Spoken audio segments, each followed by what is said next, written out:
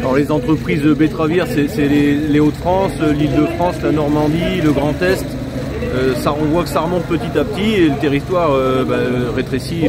Alors aujourd'hui, donc on vient des Hauts-de-France, 3 entrepreneurs des Hauts-de-France et puis nos représentants à la Fédération nationale pour représenter toutes les ETA de France, même particulièrement les ETA betteravières, qui représentent un demi-millier d'entreprises.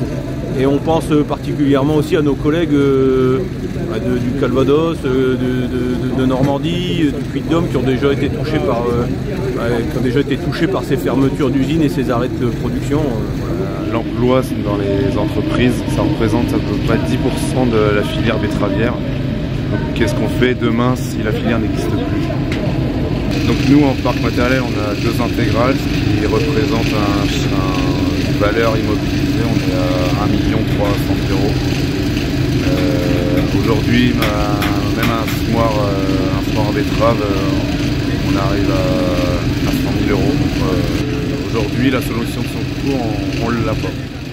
Donc on est très investi dans la filière betterave. On est à 25% dans notre chiffre d'affaires.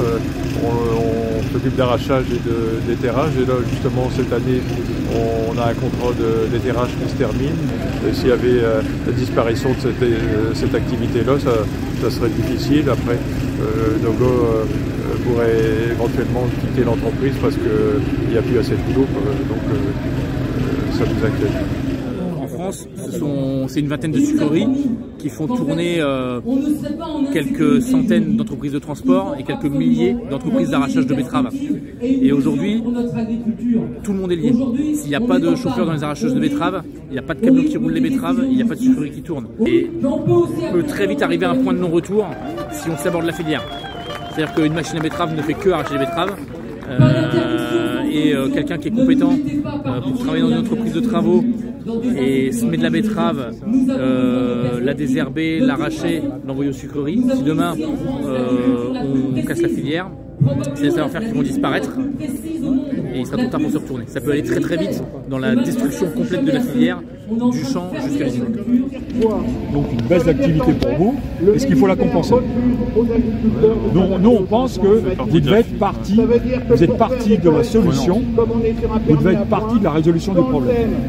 On est partie de la filière, au même titre que les producteurs, on doit être indemnisé. S'il y a une indemnisation qui est prévue pour l'agriculteur, elle doit être aussi pour l'industriel et puis pour le prestataire. Les agriculteurs délèguent 80% de la partie récolte des betteraves à des entrepreneurs. Parce qu'on vient avec du matériel au top et du personnel super qualifié pour faire ça. S'il y a une baisse ou un arrêt, c'est nous les entrepreneurs impactés.